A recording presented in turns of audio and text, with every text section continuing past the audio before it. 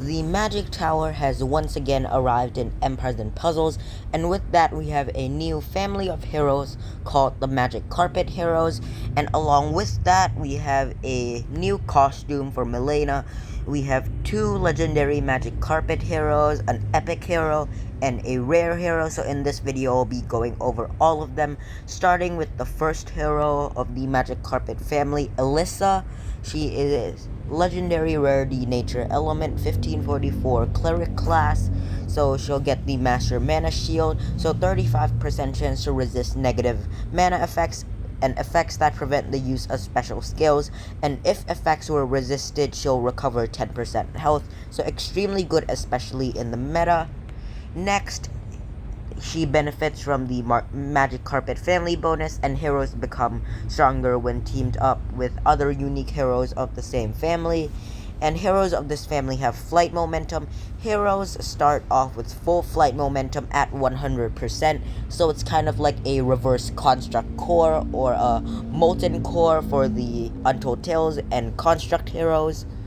So the cores will start off at 0% and then they'll scale up, but the flight momentum is basically the opposite. It'll start off at 100%, and at the end of each turn and when taking damage, the hero will lose a small amount of flight momentum, and when casting the special skill, a hero gains flight momentum, and slower heroes gained increased amount of flight momentum. And flight momentum is actually one of their passives, so if this character has any amount of flight momentum, they receive up to 30% mana generation and up to plus 20% extra chance to dodge, and the effect diminishes the less flight momentum the character has. So the more flight momentum the character has, they will basically benefit up to 30% mana generation and 20% extra chance of dodging. So basically it just scales up, kind of like the burn damage from the core, so this is a very nice passive, and it definitely brings a pretty interesting side to the game, I suppose. And this next passive will shift the meta heavily, and I believed it has been nerfed.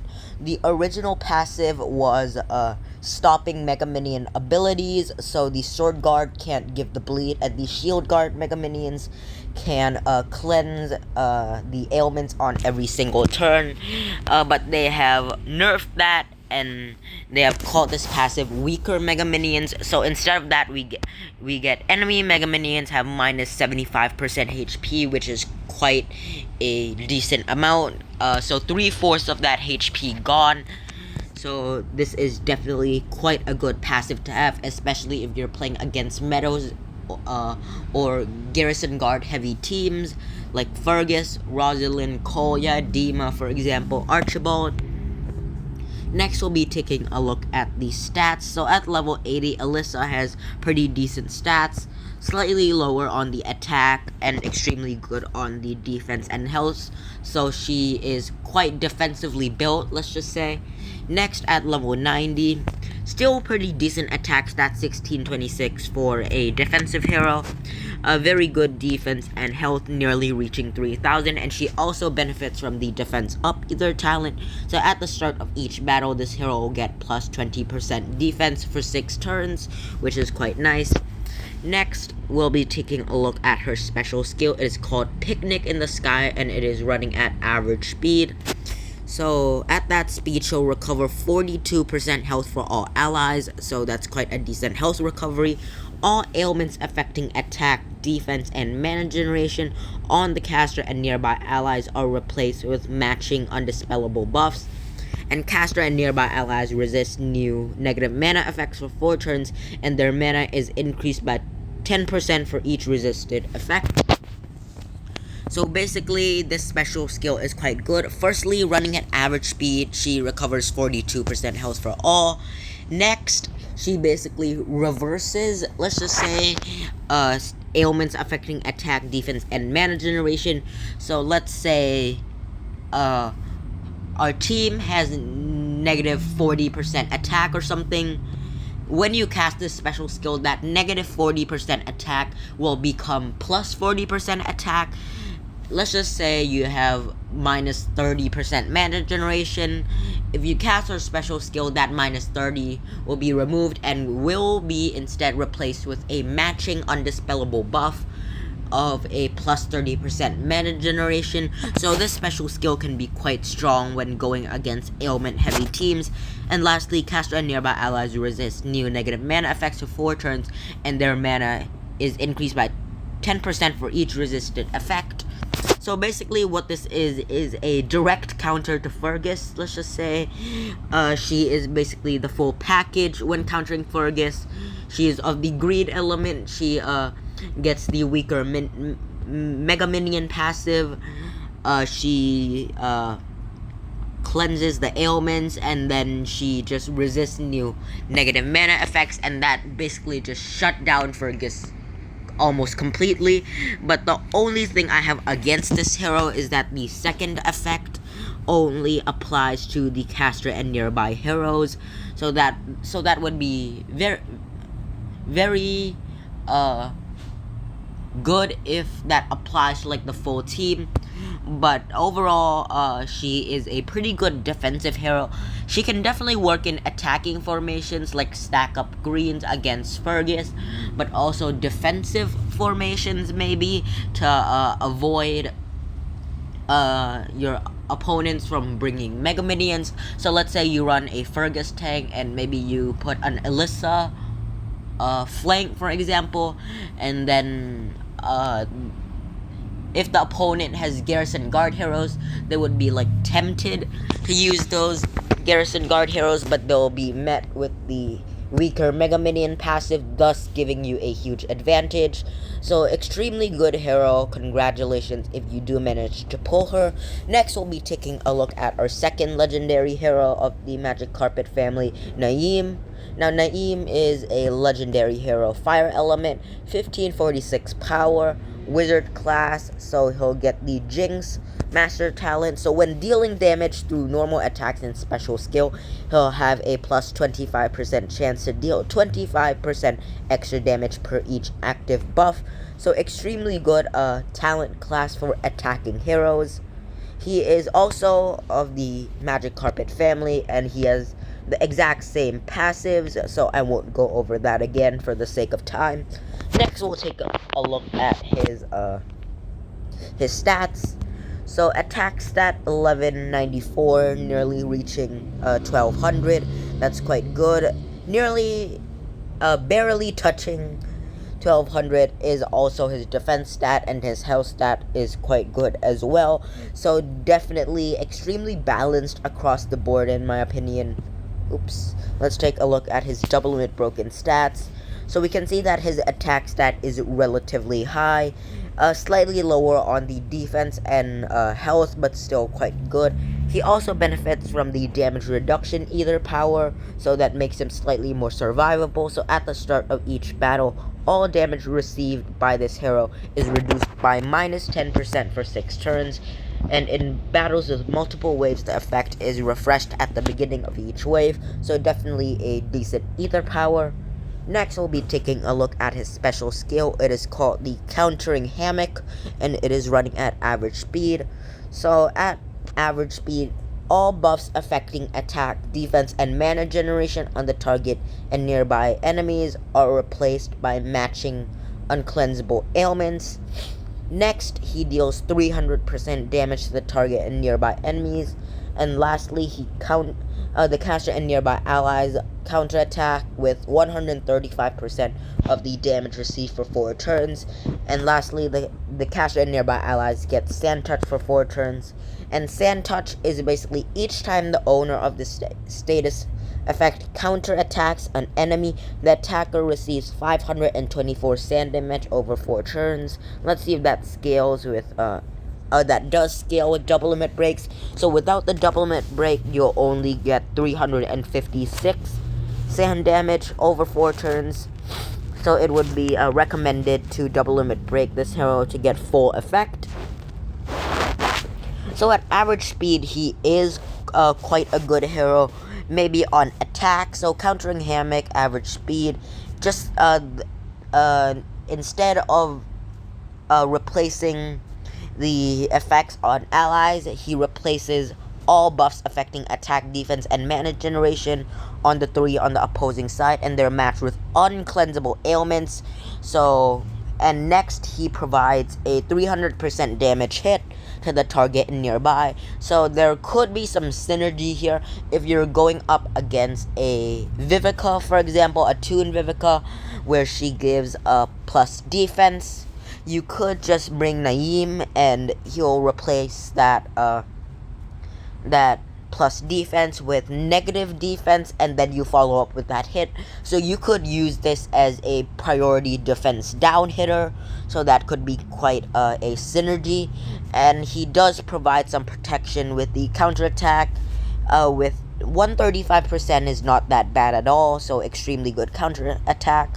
And for 4 turns, that's quite good. And as an extra, the caster and nearby allies get Sand Touch for 4 turns, so you could use this hero defensively as well to prevent your opponents from bringing Mega Minions. But you could also use this hero on attack when paired with some other red hitters like Pepper Flame, Sparklight, Hammer Clang, for example. So Naeem is definitely a good hero. Congratulations again if you do pull him. Next, we'll take a look at the 4-star hero. Her name is Manpip. Manpip, 4-star hero. Fire element, 727 power with 1019 power. My apologies. She is from the Rogue class, so she'll get the Master Evade talent. She's also from the Magic Carpet family. We won't go over that again with the same passives. Next, we'll be taking a look at the stats. So definitely decent stats across the board. Extremely good in attack, health, and defense is fine. Next, Double Limit Broken stats. Very good attack, defense, health are quite decent. And she also benefits from the attack up either talent. So at the start of each battle, this hero gets plus 20% attack for 6 turns. So definitely a good ether talent. Her special skill, Kindled Carpet, is running at average speed, so she'll deal 250% damage to the target and nearby enemies, and the target and nearby enemies receive, let me get her little picture again. The target and nearby enemies receive 476 burn damage over 4 turns. With the double limit break, without the double limit break, it'll only be just shy about 300, so 296 over 4 turns. And then all buffs affecting attack, defense, and mana generation on the target and nearby enemies are replaced by matching uncleansable ailments. So these heroes are definitely good debuffers and buffers. So instead of buffing or debuffing, you basically cleanse and dispel before you add ailments or buffs from yourself or the other team. So these heroes are definitely quite strong in my opinion.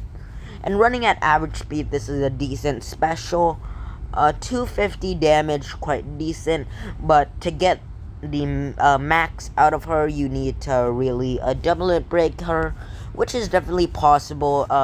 So if you're struggling against heroes like Greg, for example, Manpip would be a pretty good hero to bring. She's also of the Rogue class, so makes her even more survivable, so definitely decent epic hero. Our last hero here of the Magic Carpet family before we move on to Melena is Bertha, 3-star hero, Ice Element, 807 power. We have a Wizard class here, so she's gonna get the Jinx, Jinx Master class talent, and she's also from the Magic Carpet family. I won't go over that again. Everything is exactly the same, but what I don't like about this family is if we go ahead and take a look at the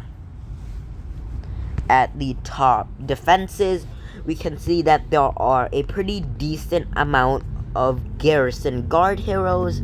Like here we have a Rosalind, a Fergus. Number 1 also has a Rosalind and a Fergus. This one has 4 Garrison Guard heroes with a Rosalind, Fergus, and 2 Dimas. This one has an Archibald, a Fergus, and a Dima, also a Kolya. So Garrison Guards are currently the meta right now, and what makes them very good is one, their skill that provides them with a Mega Minion that either does Spreading Bleed or cleanses ailments every turn, and to be able to shut that all down with a passive, it's just slightly not that good of a way, cause Empires and Puzzles should be a strategy game, so I'd rather have heroes who deal extra damage or replace Mega Minions, steal Mega Minions, for example. But to be able to shut that down with a passive is extremely weird in my opinion, since these heroes essentially make a family of heroes completely useless. Now you may be asking, we have heroes that come out, they rise to the meta, and then they get countered with a new family of heroes. That is true, but just being able to shut that all down with passive just doesn't seem right. Now back to Bertha. Okay, his stats are quite decent, quite balanced, slightly more defensively built. Let's just say same goes for the double broken stats, and she also benefits from the defense up either talent. Average, slow speed in my opinion. Wait, so slow speed, my apologies. Her special skill, Sewing Back Together, all allies regenerate 425 HP over 5 turns. Each defeated ally has a 35% chance to get revived with 25% HP. All ailments affecting attack, defense, and mana generation on the caster are replaced by matching undispellable buffs. Okay, so at slow speed, this is definitely quite a decent hero. So here we can see slow speed, she recovers a decent chunk of health for all allies, but it's over 5 turns though, and that can be dispelled or override by a dancing effect. Next, the 35% chance to get revived with 25% HP is quite good. And lastly, she does that copy replace thing, but it's only with herself. So you could use Bertha in the Rush tournament for the 3-star category. I think she just won't be the most effective because at slow speed, that's a pretty weak heal. And then 35% chance is not that much for a revive, and 25% HP you just get taken out quite easily in my opinion. And she only does that thing to herself, so that's quite a bummer. Okay, so that's all for the Magic Carpet family heroes. We'll take a quick look at the costume for Melena. Now we'll be comparing this one with her old version. So 1541 power, cleric class, so she can mana shield. So that's the class talent. Magic family bonus for 1, 2, or 3 heroes, 50, 75, or 100% chance to cast a 5% mana generation stack on a random ally, and when this character casts their special skill, and the max stack is 10 stacks, so you can go up to plus 50, I think, yeah.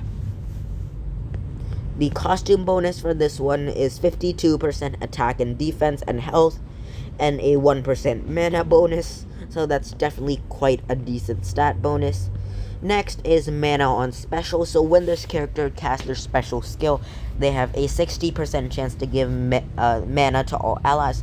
And if the special skill is fully charged at charge 2, the chance of this activating is 100%. And lastly, weaker Mega Minions. So enemy Mega Minions have minus 75% HP. So definitely decent new passive for Melena here. I would love to get her costume. I already have her at level 85. Next, we'll be taking a look at her special skill, Preserve and Freeze. So at the first mana charge, she'll recover 26% health for all allies and cleanse status ailments from all allies. And if we compare that with her first charge, it's only a 1% increase in health. That could help, but it wouldn't be very effective in my opinion. It won't be very huge or have a huge impact in the battle. So in my opinion, they should make it at least like 30 or something. But she is running at very fast speed at the first mana charge, so that is kind of fair. And she provides a very fast speed cleanse, which is quite nice. And at the second mana charge, she will deal 440% damage to all enemies, and she dispels bust from all enemies. So that's also quite nice. So if we compare that with her special skill on the original version, we can see that we have a 20% increase in the damage, and she still dispels bust from all enemies. So it's basically just a slight buffed up version of her original form. So there's no new mechanics, no new gameplay with this hero, so that's quite boring. But with the costume bonus and the extra health recovery and the damage you get out of her special skill, her stats are also quite good, not to mention. And the dodge ether talent, she could be quite a good attacking hero. Maybe not defensive, maybe defensive, I have no idea. But if you're going up against Mega Minions, she should be able to help. So that is all for this video. Hopefully you have pulled one of these new heroes. I have unfortunately not after 7 pulls. So that's quite unfortunate. Hopefully you have better luck than this. Hopefully you've enjoyed the video. Please like and subscribe if this has helped you in any way, shape, or form. Thanks for watching, and I'll see you in the next video.